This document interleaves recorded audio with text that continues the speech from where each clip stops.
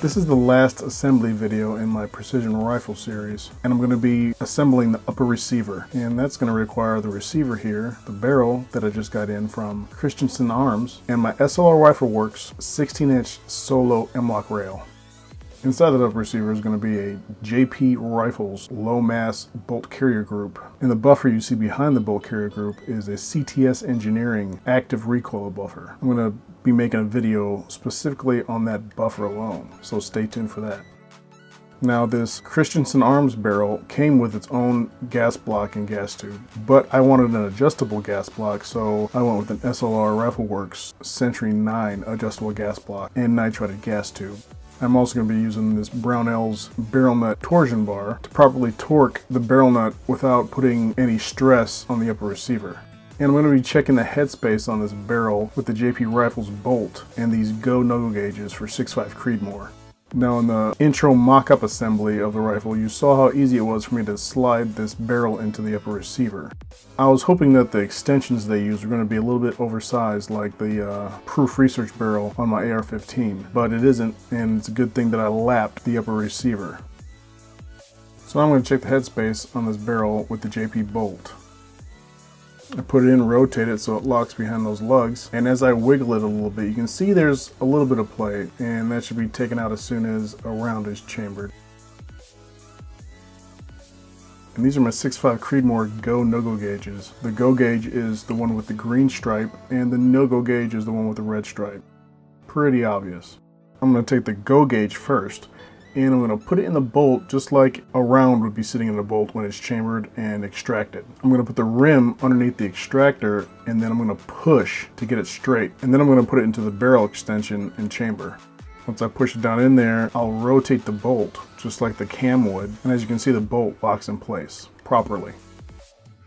So I'll rotate it back and take it out. Now I'm going to do the same for the no-go gauge. Now with the no-go gauge, I'm going to put it in just like the go gauge, right? But with this one, with the gauge fully inserted like a round would be, I should not be able to lock the lugs of the bolt. And no matter how hard I try to turn it, the bolt will not rotate and lock. So that means we're good to go with this barrel. So here you're going to see how easily the barrel extension slides into the upper receiver. And you can see that there's a little bit of play in there. I really don't like that, and I'm definitely going to have to bed this barrel. It's a good thing that I lapped this upper receiver, because with that much play, if the front face of the upper receiver wasn't completely perpendicular to the bore, with that much play between the barrel extension and upper receiver, it would probably cant your barrel to whatever side is lowest. So seeing as how I hand lap my upper receiver, I don't think I should have to worry about that. It's going to be completely perpendicular to the bore, and the bedding compound that I'm going to use in the barrel nut is going to keep it that way. So just like the AR-15 where I installed the Proof Research barrel and I bedded it with this Indian head gasket compound, I'm definitely going to do the same thing for this Christensen Arms barrel. Now, this Indian head gasket compound is a pain to get off, so I made sure I wrapped the barrel with a hand towel just to make sure that none of it gets on the actual barrel as I'm putting it on the extension here. I make sure the whole barrel extension is coated with it evenly, and then I'm going to slide the upper receiver onto the barrel extension. And I did it vertically like this so the bedding compound didn't get onto the threads of the upper receiver. So after I let the upper receiver sit on the barrel extension for a little bit with that Indian head gasket compound curing slightly, I'm going to put on the barrel nut for the SLR Solo ultralight rail. And I made sure that I put some anti-seize compound on the threads of the upper receiver. That way, if for some reason I want to change out barrels, it shouldn't be as difficult. So with the one time that I actually need help doing something was with torquing down this barrel nut. So my buddy TJ came over and helped me torque the barrel nut. We made sure we had clearance on the vise, and we locked the barrel nut wrench into the vise, with the barrel and upper receiver pointed down and the barrel nut locked into the barrel nut wrench. So the barrel nut for the SLR Rifle Works Solo ultralight rail has flats on it, so you don't need to use a proprietary barrel nut wrench to torque this down, but they do offer an aluminum barrel nut wrench, so I went ahead and got it anyways. Now, the barrel nut has two flat surfaces on each side, but those surfaces aren't parallel to each other. So when putting it in the vise, I made sure that the right edge of this barrel nut wrench was along this edge of the vise, so the vise would be able to hold it in place while turning it in a tightening direction to torque the barrel nut. Now I have that AR-10 torsion bar, which helps you torque the barrel nut to the upper receiver without putting any stress on the upper receiver. because you're not going to be touching the upper receiver at all. What it does is it fits down into the barrel extension just like a bolt would, and it grabs onto the lugs of the barrel extension, and it turns the barrel extension and upper receiver as one unit, while the barrel nut and barrel nut wrench are stationary.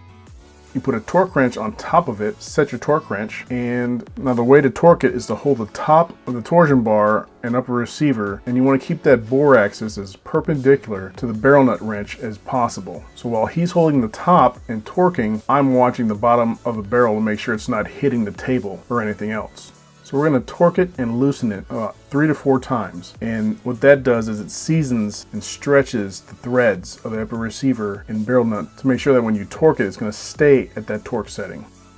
All right, now the barrel is properly torqued to the upper receiver. Another reason why I went with the SLR Rifleworks Solo Ultralight rail was because you didn't have to worry about indexing anything so that the gas tube will slide through, because it's a low profile barrel nut. And the gas block race of the Christensen Arms barrel is dimpled, so I got the set screw version of the SLR Century 9 gas block. So I'm going to slide on the Century 9 gas block and put in one of the set screws just to hold in place. And then I flip it around to see if the gas tube is straight and lined up with the upper receiver. So I take the other set screw, put some blue Loctite on it, and thread it into the gas block and tighten it so I can take the other set screw out and put Loctite on it and install that. And then I'm going to torque them both to the same torque setting that I did my other SLR gas block on my AR-15 with the Proof Research barrel, and that's the German torque spec, good and tight. Now I'm going to put on the SLR Rifleworks Solo Ultralight rail. And the rail comes with this little polymer piece in a U shape. And what that is, it's a way to lock the handrail from turning either left or right if for some reason it comes loose from heating up or cooling down or whatever and wants to rotate on you. The one thing that I don't like about it is it uses the gas tube to lock it in place to stop the rotation. And when it comes to action, you don't want anything touching your barrel. And seeing as how I'm building a semi-auto gas gun, I'm not going to put this on there because it's one more thing that's touching the gas tube. The gas tube is on the gas block's on the barrel, and things that are touching the barrel can mess with the harmonics. So I don't want to couple something else to the barrel, which would be this little plastic lock, and in turn the whole handrail itself, so I'm not going to use it.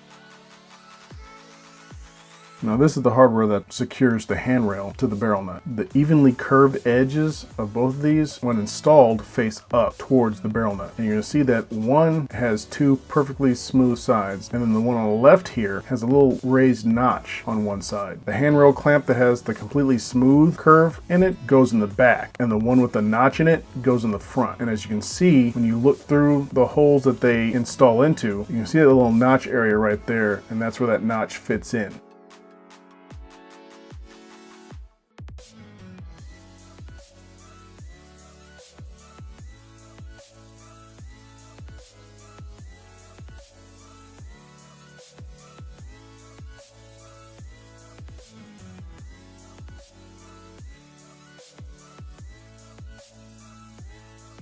Now after letting it sit for a little bit, I install the upper receiver onto the lower receiver on the pivot pin to hold it. I take the JP Rifles polished and tuned AR-10 rifle spring and the CTS active recoil buffer and install them into the buffer tube.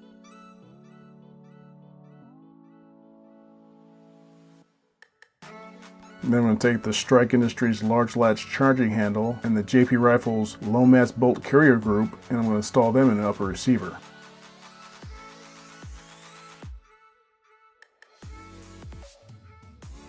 Now the only downside to this CTS Engineering active recoil buffer is the fact that when you want to take your gun apart and clean it, you're going to have to pop both the takedown pin and the pivot pin to remove and install the upper receiver to the lower receiver. But for using that buffer, I think it's worth it.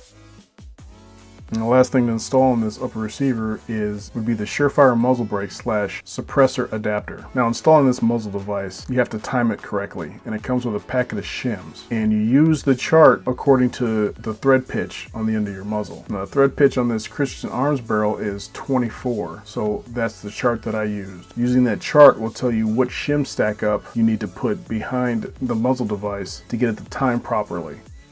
And then with the proper shim stack up, you take the Rockset thread locker that comes with the muzzle brake, put it on the threads of the muzzle and on the inside of the muzzle brake, install the muzzle brake, and torque it to the specifications in the instructions. Now the last thing I'm going to do is make sure that the Magpul precision rifle stock is set up correctly for my use. And what I do is I come with the rifle, I shoulder it, I get a good cheek weld to where it's comfortable, where it's natural for me to rest, and I have my eyes closed. And when I'm comfortable, I open my eyes. And I see that the scope is way too close for good eye relief. So I'm going to move the scope a little further out. Now I shoulder the rifle again, get comfortable, and I see that the distance still isn't quite there for eye relief, and I don't want to move the scope any far forward than where it is. So what I'm going to do is I'm going to adjust the precision rifle stock, the very end plate of it. I'm going to pull it out, and I keep adjusting it until I get the correct length of pull, so that when I naturally just shoulder the rifle, that I'll get the proper eye relief. Now that the length of pull and the eye relief is set, there's still another adjustment I need to make because I always have to raise my cheek off the stock slightly to get a good sight picture through the scope. So now I'm going to adjust the cheek riser on the precision rifle stock so that when I shoulder the rifle and get into that position that I fall in naturally, that when I open my eyes, that I have the correct sight picture.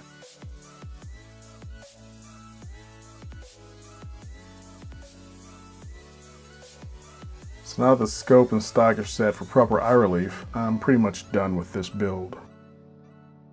Now I've noticed that using tripods with precision rifles is started trending right now, and I thought it was cool that Magpul makes an M-LOK tripod mount. Specifically, it mounts to Manfrotto quick release plates. So with that you can use any Manfrotto tripod head that uses the same plates. And I was going to install it, but then I ran into a problem. The hardware that comes with this M-LOK tripod mount is a little bit too long, and I can't install it because the hardware hits the barrel. So to use this tripod mount, I'm probably going to have to grind off the excess threads on the screws and install it at the front of the rail where there's more clearance where the barrel is thinner. Because with the barrel harmonics, when it starts to wobble, I don't want it to hit anything. And the scope mount I'm using is an American Defense QD scope mount for scopes that have 34mm tubes, like this Burris XTR2. And because this is a long-range rifle, I got the 20 MOA version. And what that does is right off the bat, before you do any adjustments on your scope, it gives you 20 minutes of angle already for longer range shots. And what that means is it cants the scope down, give you more range when you're shooting long distance. And it comes with an arrow pointing, showing you the way that this scope mount installs on the rifle. But even if it didn't have that, you could always look at the flag and make sure the flag is always flying forward. Well, that's it for the 6.5 Creedmoor rifle build. The next video is going to be on the parts that I used and why I chose them, and my thoughts on how to get as much accuracy as possible out of an AR-10 platform. And then we're going to hit up the range and see how it performs. Hope you guys liked the video and this new precision rifle series that I've started. If you do, give this video a like. Don't forget to subscribe, and I'll see you next time.